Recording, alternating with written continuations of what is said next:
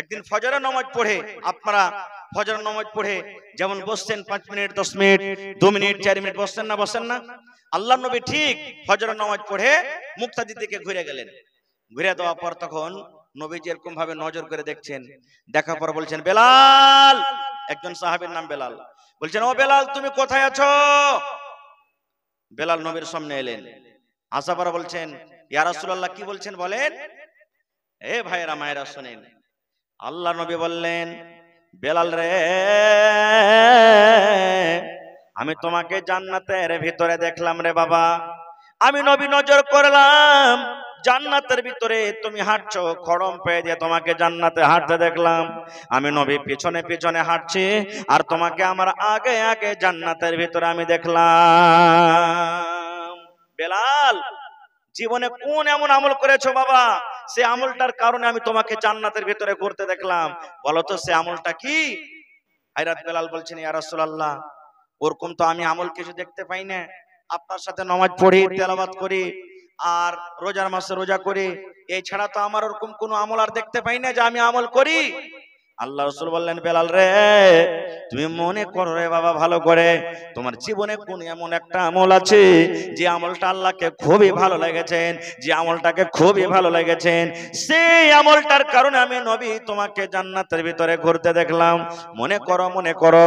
এবার ভাবা চিন্তা করে হযরত বেলাল রাদিয়াল্লাহু তাআলা আনহু বললেন ইয়া রাসূলুল্লাহ, আল্লাহ নবী গো 5 ওয়াক্তের নামাজ তো পড়ি, 5 ওয়াক্তের নামাজের পর যখন যখন আমার ওযু ভেঙে যায়, হয়তো বেলা 9টার সময় হোক, বেলা 10টার সময় হোক, বেলা 8টার সময় হোক, কিংবা বেলা 2টা 3টার সময় হোক, যখন যখন আমার ওযুর দরকার হয় আমি ওযু করে নি। আর ওযু করার পর আমার ধারণা একটা আছে, আমার একটা আমল আছে, আল্লাহ ওযু করে আমি কেমন করে এমনি থাকবো, আমি ওযুর হকটা আদায় করব, আমি ওযুর হকটা আদায় করব। আল্লাহ নবী গো নামাজের টাইম হয় কিংবা নাই হোক, ওযু করার পর আমি আল্লাহর ঘর মসজিদে চলে যাই। আর মসজিদে যাওয়ার পর নবী গো, এই যে আমি নতুন করে ওযু করলাম, আমি 2 রাকাত আমি নামাজ আদায় করি। এটা আমার আমল। ওযু করার পর নামাজের টাইম হোক কিংবা নাই হোক, যখনই ওযু করি 2 রাকাত আমি নামাজ পড়ে যাই। আল্লাহ রাসূল বললেন বেলাল রে, এই আমলটার কারণে আল্লাহ তোমার উপরে রাজি হয়ে গেছে রে বাবা। এই আমলটা আল্লাহকে তোমার খুবই ভালো লেগেছে, তোমার এই আমলটাতে আল্লাহ খুশি হয়েছেন। এই আমলটার কারণে আমি নবী তোমাকে জান্নাতের ভিতরে আমি দেখলাম। নারে তাকবীর। নবী তোমার নাম শুনে পাগল আমার মনটা গো, নবী একবার দেখা দিও গো। নবী তোমার নাম শুনে পাগল আমার মনটা গো, নবী একবার দেখা দিও গো, নবী একবার দেখা দিও গো। হাসরেতে দিও গো দেখা, দেখব নয়ন ভরে গো। কিয়ামতে দিও গো দেখা, দেখব নয়ন ভরে গো। নবী একবার দেখা দিও গো, নবী একবার দেখা দিও গো। নবীর প্রেমে পাগল হইয়া ঘর বাড়ি ছাড়িলাম গো, নবীর প্রেমে পাগল হইয়া ঘর বাড়ি ছাড়িলাম গো। নবী একবার দেখা দিও গো, নবী একবার দেখা দিও গো। আচ্ছা আপনারা বলেন তো, দুনিয়াতে সব থেকে কোন জায়গাটা আল্লাহর কাছে বেশি ভালো? জোরে বলেন। খানি টেনে ভরা আছে নাকি জি ভাই মুখে? একটু জোর করে বলেন, কোন জায়গাটা বেশি ভালো? মসজিদ। আর সব থেকে খারাপ জায়গাটা হলো কি? জোরে বলেন। বাজার। মাশাআল্লাহ। এ ভাই, বাজার মোটামুটি দিনে 3 বার 4 বার 5 বার করে যায় কি যায় না? তরকারি আনতে, কাপড় কিনতে, চা খাইতে, বিভিন্ন রকমের কাজে যাচ্ছে, যায় কি যায় না? আপনাদের এটা বানসর চক, এটা একটা বাজার। শুধু কাপড়টা বাজার নয়, চাম্পানগরটা বাজার নয়,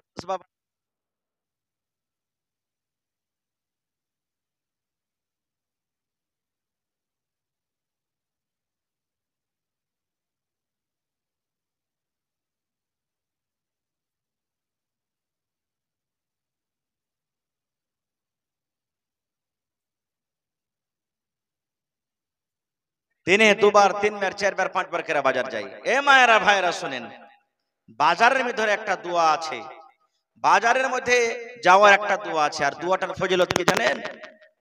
আল্লাহর নবী বলেছেন, হে আমার উম্মতরা তোমরা শুনে নাও, বাজার যখন তোমরা যাবে, বাজারে তরকারি কিনতে যাবে, কাপড় কিনতে যাবে, চা খাইতে যাবে, নাস্তা কিনতে যাবে, মুরগা মাছ কিনতে যাবে, আল্লাহ নবী বলেছেন বাজারে যখন তুমি যাবে রে উম্মত, বাজারে ঢোকার আগে আগে যদি তুমি একটা দোয়া পড়ে দাও, যদি তোমার মুখ দিয়ে একটু দোয়াটা বাড়িয়ে যায়, তোমার চারখানা তুমি ফজিলত তুমি পেয়ে যাবে। এক নম্বর নবী বলেছেন, হ্যাঁ আমার উম্মতরা তোমরা শুনে নাও, তোমার জীবনে 10 লক্ষ আল্লাহ রাব্বুল আলামিন তোমার জীবনের গুনাহকে maaf করে দিবেন, 10 লক্ষ নেকি আল্লাহ তাবারাক ওয়া তাআলা তোমার নেকিতে তুলে দিবেন, এবং 10 লক্ষ দরজা আল্লাহ রাব্বুল আলামিন তোমার উঁচা করে দিবেন, এবং ওই দোয়াটা পড়ার বিনিময়ে আল্লাহ জান্নাতের ভিতরে একখান ঘর বানিয়ে দিবেন। সুবহানাল্লাহ। বাজারে ঢোকার দোয়া ভাই, বাজারে যখন ঢুকবেন দোয়াটা যদি পড়ে দিবেন, 10 লক্ষ জীবনের গুনাহকে আল্লাহ maaf করে দিবে। 10 লক্ষ নেকি লেখা হয়ে গেল, 10 লক্ষ আপনার মার্তাবাকে আল্লাহ উঁচা করে দিবেন, এবং জান্নাতের ভিতরে একখানটা ঘর বানিয়ে দিবেন। কি দোয়া? লা ইলাহা ইল্লাল্লাহু ওয়াহদাহু লা শারীকা লা, লাহুল মুলকু ওয়া লাহুল হামদ, ইউহয়ী ওয়া ইউমীত ওয়া হুয়া হাইয়্যুন লা ইয়ামুতু বিয়াদিহিল খায়র ওয়া হুয়া আলা কুল্লি শাইইন কাদির। এটা বাজারে ঢোকার দোয়া, এটা বাজারে দাখিল হওয়ার দোয়া। আল্লাহ নবী বলেছেন এই দোয়া পড়তে হবে, লা ইলাহা ইল্লাল্লাহু ওয়াহদাহু লা শারীকা লা, লাহুল মুলকু ওয়া লাহুল হামদ, ইউহয়ী ওয়া ইউমীত ওয়া হুয়া হাইয়্যুন লা ইয়ামুতু বিয়াদিহিল খায়র ওয়া হুয়া আলা কুল্লি শাইইন কাদির। এই দোয়া যদি পড়ে বাজারে ঢোকেন, জান্নাতের ভিতরে একখানটা ঘর বনে যাবে। ওরে সুবহানাল্লাহ, কত বড় নেকির কাম! পড়িতে 1 মিনিটও লাগলো না, কিন্তু যদি পড়লেন পয়সা লাগলো না, এই আমলটার কারণে আল্লাহ তাবারাক ওয়া তাআলা জান্নাতের ভিতরে একখানটা ঘর বানিয়ে দিবেন। আর একটা খুব দামি হাদিস দিয়ে যাই ভাই, আল্লাহুস সামাদ। আপনি আমার যখন মত হবে, জীবনে এমন আমল করেন, মরার পর যত লোক আফসোস করে, আহ আব্দুল জব্বার মরে গেছে রে, আব্দুল্লাহ মরে গেছে, আব্দুল সাত্তার মরে গেছে, অমুক লোকটা মরে গেছে, আহ লোকটা খুব ভালো ছিল, লোকটা খুব ভালো ছিল, এরকম যাতে লোক আফসোস করে। আর মরার টাইমে এমন কোন আমল করে মরতে হবে না, লোক যাতে এই কথাটা না বলে ইসালা মরেছে তা খুব ভালো হয়েছে, ই মরেছে তো খুব ভালো হয়েছে, সবকে জ্বালিয়ে পুড়িয়ে শান্তি গেল, ই আজ মরেছে তো খুব ভালো হয়েছে, লোকেরা যাতে এরকম কথা না বলে। এর প্রমাণ, যদি মরার টাইমে যদি লোকেরা আপনার নাম করে লোকটা খুব ভালো ছিল, ওই লোকটা জান্নাতে চলে যাবে। আর যদি মরার টাইমে যদি আপনার দুর্নাম করে, খারাপ নাম করে, আল্লাহ রাসূল বলেছেন ওই লোকটা জাহান্নামের আগুনে পড়বে, জাহান্নামে যাবে। এর প্রমাণ, আল্লাহর নবী একদিন বসে আছেন, সাহাবায়ে কেরাম একদিন বসে আছেন, আর একটা জানাজা রাস্তা দিয়ে হেঁটে চলে যাচ্ছে, একটা জানাজা লোকেরা ঘাড়ে করে নিয়ে চলে যাচ্ছে। জানাজা যখন পাস হয়ে গেল, সাহাবায়ে কেরামকে আল্লাহ রাসূল বলছেন, হাগো এই লোকটাকে যে ঘাড়ে করে নিয়ে যাওয়া হলো, এক লোকটাকে তোমরা চিনো? তো সাহাবীরা বলছেন জি হুজুর চিনি। তো বলছেন যে লোকটা কেমন? বলছে হুজুর লোকটা খুবই ভালো, নবী সাহেব খুব লোকটা খুবই ভালো, দিনদার, এরকম ওরকম খুব নাম করলেন ওর। আল্লাহ রাসূল বললেন ওয়াজাবাত, একটা কথা বললেন ওয়াজাবাত, মানে তারপরে ওয়াজিব হয়ে গেল। ঠিক একটুখানি পর আবার একটা ওই মাইয়াত রাস্তা দিয়ে চলে যায়, ওই মাইয়াতটাও 2 নম্বরে যখন পার হয়ে গেল, আল্লাহ রাসূল সাহাবীরাকে বললেন, আগো এই লোকটাকে তোমরা চিনো? বলছে হুজুর চিনি। তো বলছেন এই লোকটা কেমন? ওই বললেন না হুজুর, এই লোকটা খুবই বেঈমান শয়তান মানুষ, লোককে জ্বালালছে পোড়ালছে, মানে খুব দুর্নাম করলে, আর খারাপ নাম গাইলে। নবী বললেন ওয়াজাবাত, তারপর ওয়াজিব হয়ে গেল। এবার সাহাবীরা বললেন, আল্লাহ নবী গো আমরা বুঝতে পারলাম না, প্রথম যে মাইয়াতটা চলে গেল তার ব্যাপারে ভালো নাম গাইলাম, তার ব্যাপারে বললেন ওয়াজাবাত মানে ওয়াজিব হয়ে গেল, আর যার ব্যাপারে দুর্নাম করলাম, খারাপ নাম গাইলাম, তার ব্যাপারে বললেন ওয়াজাবাত মানে ওয়াজিব হয়ে গেল। আল্লাহ নবী গো ওয়াজাবাত মানে কি গো নবী, আমরা বুঝতে পারলাম না। ওয়াজাবাতের মানে আপনি বুঝিয়ে দেন। এই আমার ভাইয়েরা, মায়েরা, খালারা শোনেন। দয়ার নবী বললেন, সাহাবীরে, যার তোমরা প্রথমে নাম করিলে, লোকটা খুব ভালো, লোকটা খুব দিলদার, লোকটা খুব দানি, লোকটা খুব ইমানদার, যার তোমরা ভালো নাম গাইলা, তার ব্যাপারে আমি ওয়াজাবাত বললাম, মানে ওয়াজাবাতিল জান্নাত, ওই লোকটা আল্লাহর জান্নাতের ভিতরে চলে যাবে। আর যার তোমরা দুর্নাম করেছো, যার তোমরা খারাপ নাম গাইলে, ওই লোকটা ওয়াজাবাতিন নার, ওই লোকটা আল্লাহর জাহান্নামের ভিতরে চলে গেল। তাহলে বুঝা গেল, মরার টাইমে যদি ভালো নাম হয় জান্নাতের ভিতরে জায়গা হবে, মরার টাইমে, মরার পর যদি খারাপ নাম লোকেরা কাহে, ওই লোকটার ঠিকানা কোথায় হবে? জাহান্নামের ভিতরে হবে।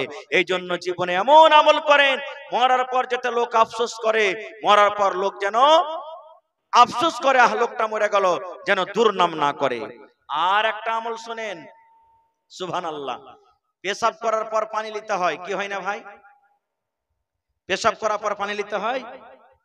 আমার ভাইয়েরা কিন্তু পানি লিবে না মেলাই ভাই, পেশাব করলে লল ঝুঁকে চলে এলো, বাস পানি লিলে না, খালি পায়খানার সময় পানি লিবে। আর একটা শরীয়তে কথা বলে দি, পায়খানা করতে বসবেন তো পেশাবও হবে না? হবে না?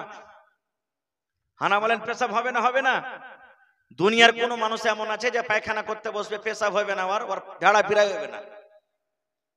পেশাব করতে বসে বিনা ঝাড়া ফিরাতে পেশাব করা হয়ে যাবে, কিন্তু আল্লাহ এমন সিস্টেম বানালছে যে ঝাড়া ফিরতে বসার ক্ষেত্রে পেশাব করতেই হবে, এক ফোঁটাই আসো পেশাব করতেই হবে তাকে।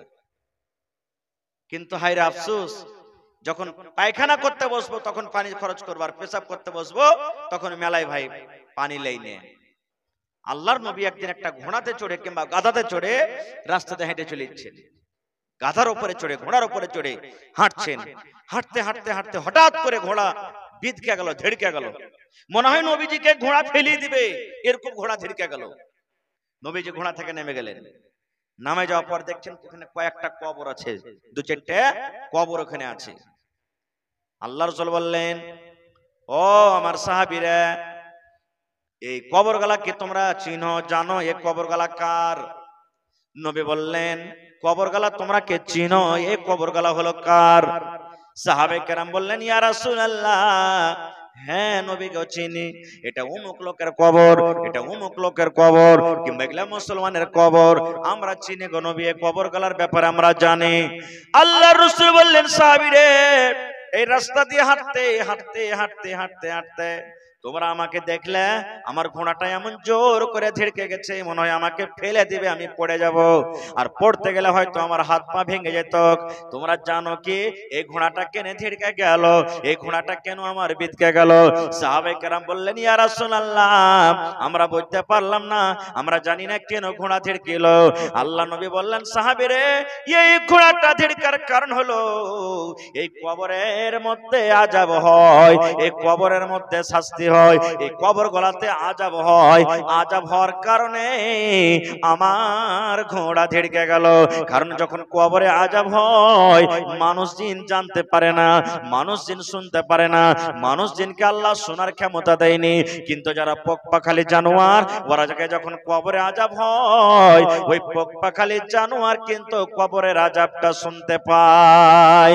সাহাবীরে, এই কবরের মধ্যে এত জোর করে আওয়াজ হয়, আর হাউমা হাউমা করে কবরবাসীটা এত জোর করে চিৎকার করে, যদি আমি আল্লাহকে বলি, আল্লাহ এই আযাবটা তুমি, এই যত জোরে চিল্লাইছে হাউমা করে চিৎকার করছে, এই আওয়াজটা আমার সাহাবীরাকে শুনিয়ে দাও, আমি যদি আল্লাহকে বলে, আল্লাহ রাব্বুল আলামিন হয়তো তোমাদেরকে আওয়াজটা শুনিয়ে দিবে, কিন্তু আমি শোনাবো না। শোনাবো না কেন? শোনাবো না, তোমরা যদি আযাবটা শুনে নাও, তোমরা যদি মানুষ যে কাঁদছে কবরের ভিতরে পড়ে পড়ে, এই আওয়াজটা তোমরা যদি শুনে নাও, তাহলে ডরের কারণে, ভয়ের কারণে তোমরা মানুষকে দফন করবে না, দাফন করবে না, তোমরা ওপরে মানুষকে রেখে দিবে, দফন করবে না। কো একজন সাহাবী বলছেন, হুজুর, এই লোকগুলাকে তো কবরে আযাব হয়, কিন্তু কোন গুনার কারণে আযাব হয় একটু বলবেন না? গুনাহটা কি, কোন পাপের কারণে আযাব হয়? আল্লাহ রাসূল সাল্লাল্লাহু আলাইহি ওয়াসাল্লাম বলেন, সাহাবীরে, গুনাহটা হলো বড় রে বাবা, পাপটা হলো বড়, কিন্তু বাঁচাটা হলো খুব আসান। মানুষ যদি চাহে তো বাঁচতে পারবে, বাঁচাটা খুব আসান, বাঁচাটা খুব সহজ, কিন্তু এই গুনাহটা হলো খুব বড়।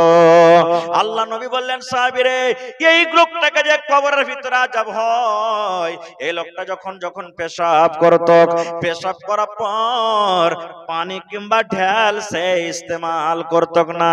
নবী বললেন, তুমি যখন পেশাব করতে বসবে, পানি নিয়ে তুমি পেশাব করো, পানি যদি না পাও, এমন জায়গাতে তুমি চলে গেছো, পানি যদি তুমি না পাও, তাহলে তোমাকে ঢেল নিতে হবে, ইট নিতে হবে, শুকনো ইট নিতে হবে, ওতে তোমাকে পেশাব পায়খানা করতে হবে।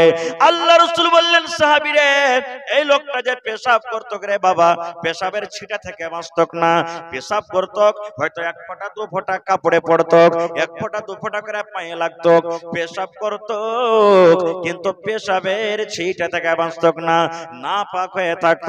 এই পেশাবের ছিটা থেকে না বাঁচার কারণে লোকটাকে কবরের ভিতরে আযাব হয়।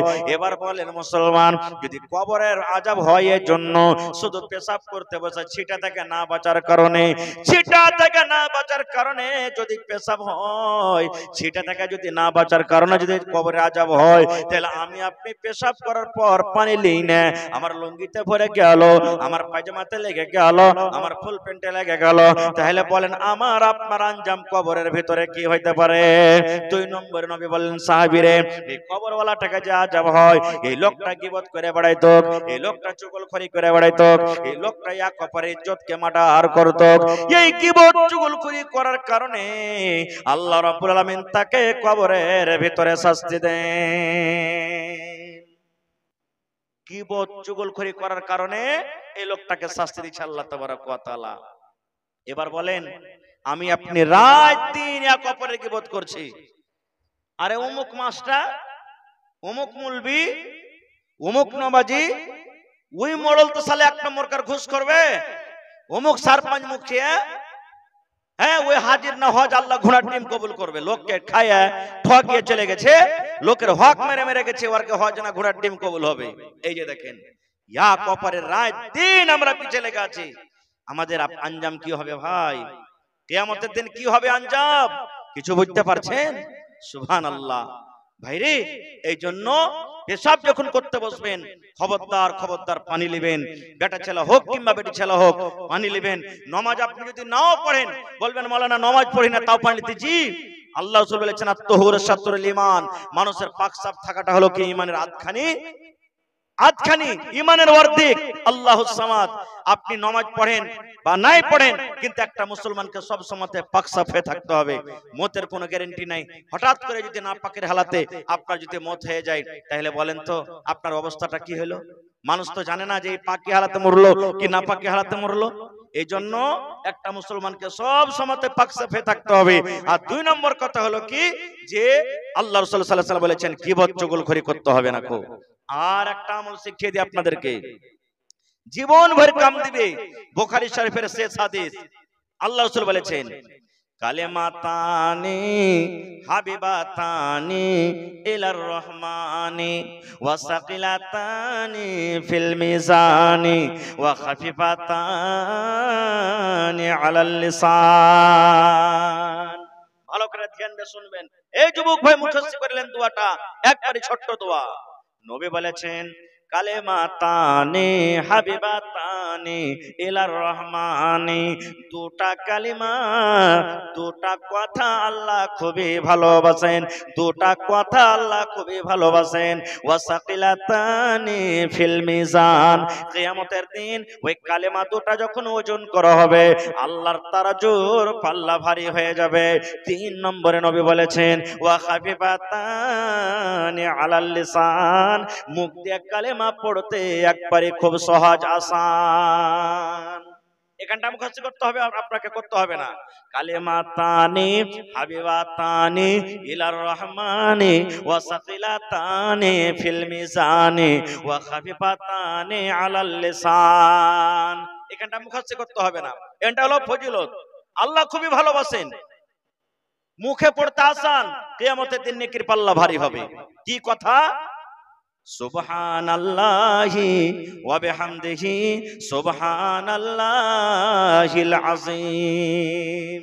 এখানটা মুখস্থ করতে হবে। পড়েন আমার সাথে, সুবহানাল্লাহি, পড়েন জোর করে পড়েন, সুবহানাল্লাহি ওয়া বিহামদিহি সুবহানাল্লাহিল আযীম, সুবহানাল্লাহি ওয়া বিহামদিহি সুবহানাল্লাহিল আযীম।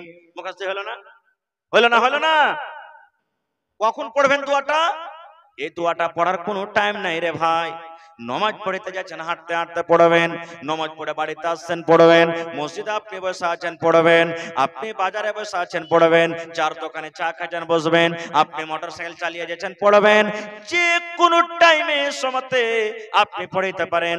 মায়েরা খালারা বাড়িতে ভাত রান্না করে পড়বে, ঘর বাড়ি ছাড় দিচ্ছে পড়তে থাকবে, বাচ্চাকে দুধ পান করাচ্ছে পড়বে, যে কোনো পাক পবিত্র হালাতে আপনি দোয়াটা পড়তে পারেন। সুবহানাল্লাহি ওয়া বিহামদিহি সুবহানাল্লাহিল আযীম, সুবহানাল্লাহি ওয়া বিহামদিহি সুবহানাল্লাহিল আযীম, সুবহানাল্লাহি ওয়া বিহামদিহি সুবহানাল্লাহিল আযীম। এই দোয়াটা পড়তে গেলে কিয়ামতের দিন আল্লাহ আপনার মিজানের পাল্লাকে ভারী করে দিবেন।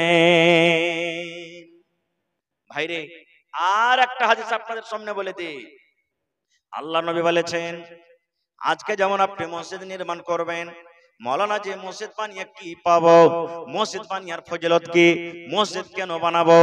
এ ভাই মুসলমান, মুসলমানের জান, মুসলমানের শান মসজিদ। যেখানে মসজিদ আছে ওখানে মুসলমান আছে, যেখানে মুসলমান আছে ওখানে মসজিদ আছে, যেখানে মুসলমান নাই ওখানে কিন্তু মসজিদ নাই। আল্লাহ নবী বলেছেন, উম্মত মান বানা লিল্লাহি মসজিদান বানাল্লাহু লাহু বাইতান ফিল জান্নাহ।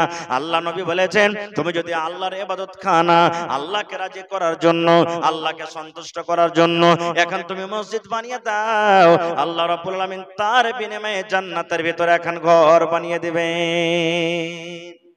মসজিদ যদি আপনি বানিয়ে দেন, আল্লাহ জান্নাতে এখন ঘর বানাবে। তাহলে কত বড় মসজিদ! এটা মনে করতে হবে না যে জুমা মসজিদে দান করব তো বেশি নেকি পাওয়া যাবে, ওয়াক্তা মসজিদে দান করব তো কম নেকি পাওয়া যাবে। জি না, আল্লাহর ঘরের কথা আছে।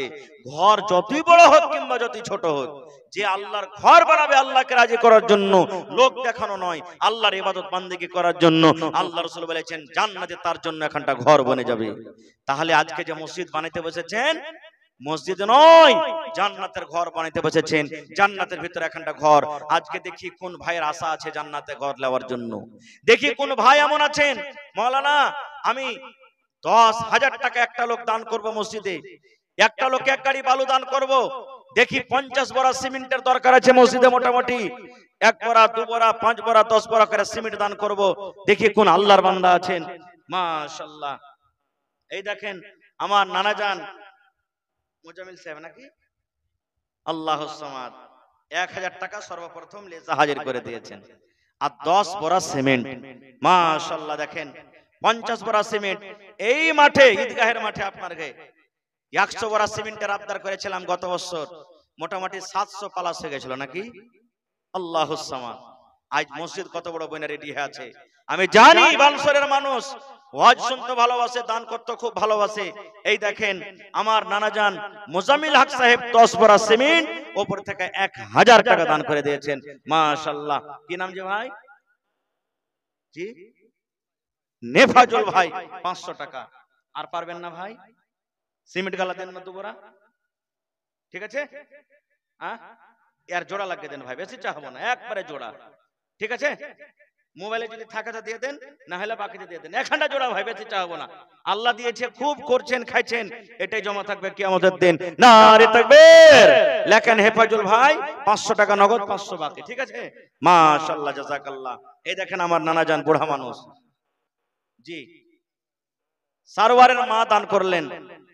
বেটা মারা গেছে, তার জন্য 500 টাকা। এই বেটা মরলে, বেটি মরলে ছোটতে বালিগ হয়নি, তার কি নেকি আছে? যদি সময় পেতেন ইনশাআল্লাহ পরে বলবো। মাশাআল্লাহ, জাযাকাল্লাহ।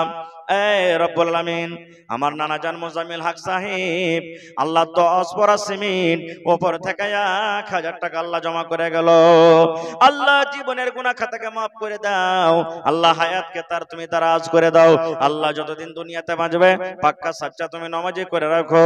হে রব্বুল আলামিন বিজনেস করে তুমি উন্নতি দান করো আল্লাহ, আত্মীয় স্বজন যারা কবরে চলে গেছেন তারকে কবরে তুমি জান্নাতের বিছানা দিয়ে দাও আল্লাহ। হেফাজুল ভাই আমার 1000 টাকা দান করলেন আল্লাহ, সরোয়ারের মা নিজের ছেলের জন্য 500 টাকা জমা করে গেল আল্লাহ, 5000 টাকা মনে করে তুমি কবুল করে নাও, মনের আশাকে আল্লাহ পুরা করো, রোজ রোজগারে আল্লাহ বরকত দাও আমিন।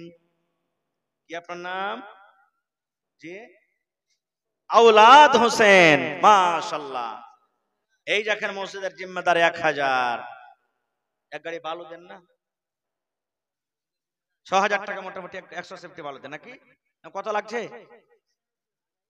হ্যাঁ 5000 টাকার দেন, এক গাড়ি বালু হয়ে যাবে ইনশাআল্লাহ। পারবেন না? 5 বড়া আর 5 বড়া বাড়িয়ে দেন। জি আচ্ছা চলেন। তো আওলাদ হোসেন সাহেব 1000 আর উপর থেকে 5 বড়া সিমেন্ট। ভাই 50 বড়া সিমেন্টের আবদার করেছে, তাহলে তো 15 বড়া হয়ে গেল। আমার মোজাম্মেল ভাই 10 বড়া, ফৌলাদ ভাই তো 5 বড়া, 15 বড়া হয়ে গেল। নারে তাকবীর, মাশাআল্লাহ, জাযাকাল্লাহ। তোমারও রহস্য আল্লাহকে বুঝিতে পারে, ছিল বান্দা বসে তোমার কুঞ্জ পেঝারে, ছিল কি ছিল না তাহা দানে পাওয়া গেল, আওলাদ নামে দেখো দান করে গেল, পরিমাণ 1000 টাকা 5 বড়া সিমেন্ট করে গেল দান। এই দান কবুল করো তুমি সুবহান, পূরণ করো আল্লাহ তার মনের আরমান আমিন।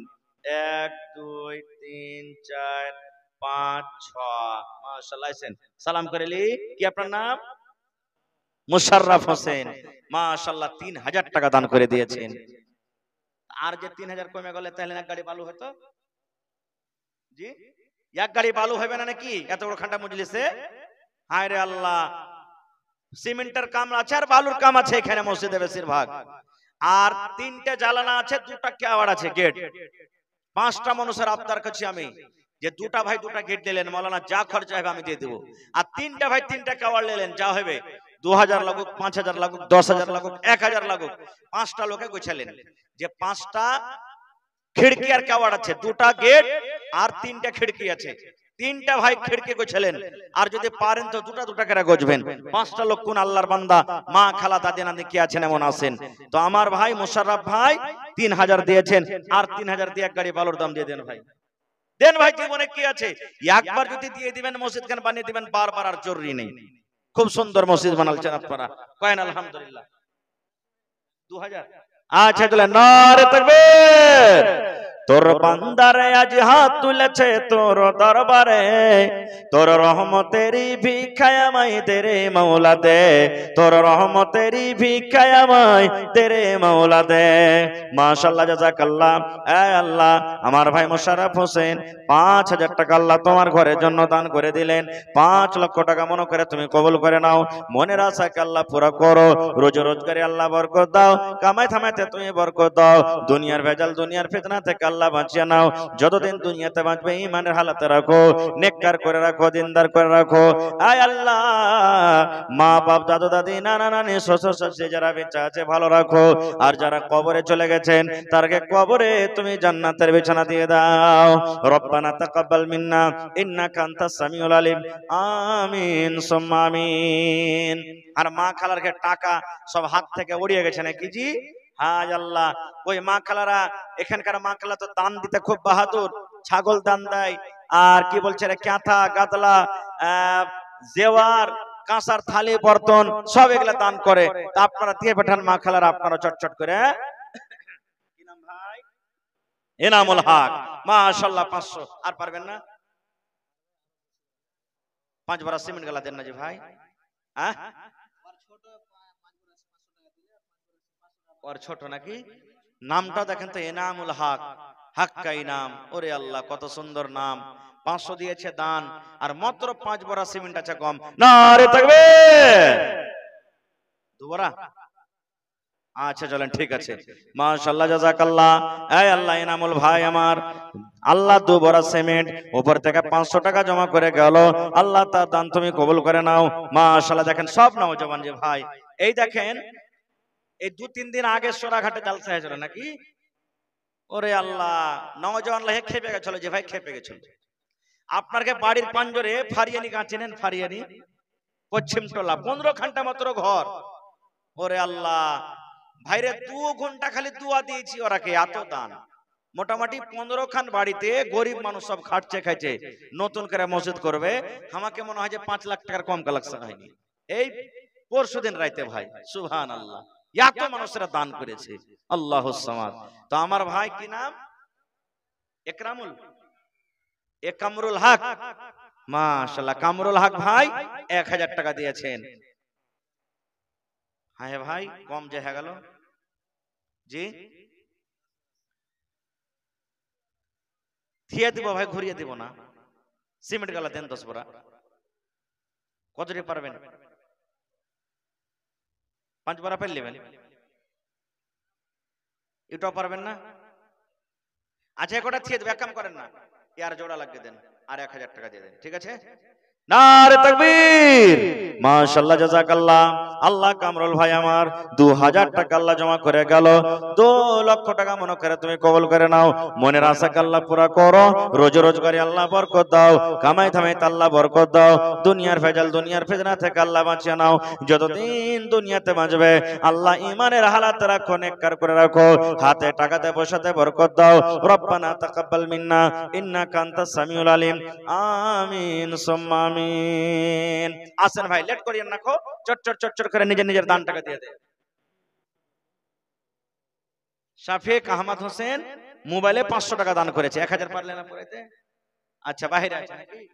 মাশাআল্লাহ, জাযাকাল্লাহ। আল্লাহ শাফিক ভাই আমার 500 টাকা আল্লাহ মোবাইলে দান করে দিলেন। আল্লাহ তার দান তুমি কবুল করে নাও। মনের আশাকে আল্লাহ পুরা করো। রোজি রোজগারি আল্লাহ বরকত দাও। কামাই ধামাইতে আল্লাহ বরকত দাও। দুনিয়ার ভেজাল, দুনিয়ার ফিতনা থেকে আল্লাহ বাঁচিয়ে নাও। যতদিন দুনিয়াতে বাঁচবে ইমানের হালাত রাখো, নেককার করে রাখো। আমিন। ভোরকার আশা করিয়েন না ভাই, কারণ মৌসুমের কোনো গ্যারান্টি নেই। রাতের বেলাতেই সব একবারে নিজের নিজের দানটাকে ভাই দিয়ে দেন আপনারা। চাচি দিলে কি, তোমার নাম? আফতাওয়াল আমের চাচি, আল্লাহুস সামাদ 100 টাকা। মা খালা বহিন আপনারা 1 বড়া 2 বড়া করে সিমেন্টের দাম গালা দিয়ে পাঠান। আল্লাহুস সামাদ। এখানকার মানুষ তো খুবই দামি জি, হ্যাঁ, আল্লাহুস সামাদ দিয়ে পাঠান।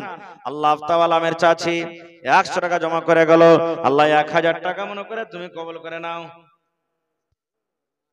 আহা হা, মা মনে হয় মারা গেছে নাকি? কি মোল্লা নাম? আচ্ছা, মুখ্যজির জামাই এটা নাকি? আল্লাহুস সামাদ। নিজের মার জন্য আমার মাওলানা স্ত্রী 500 টাকা দিলেন, নিজের আব্বার জন্য দিয়েছে আর নাকি? সুবহানাল্লাহ, মাওলানার স্ত্রী নিজের আব্বার জন্য দিয়েছে। ওরে সুবহানাল্লাহ। হায় রে, আব্বা দুনিয়াতে নাই। আমার মুখ্যজি কতদিন হয়ে গেল কবরে চলে গেছে। আল্লাহ, দুনিয়ার খবর পাওয়া যায় কিন্তু কবরের কোনো খবর আসে না।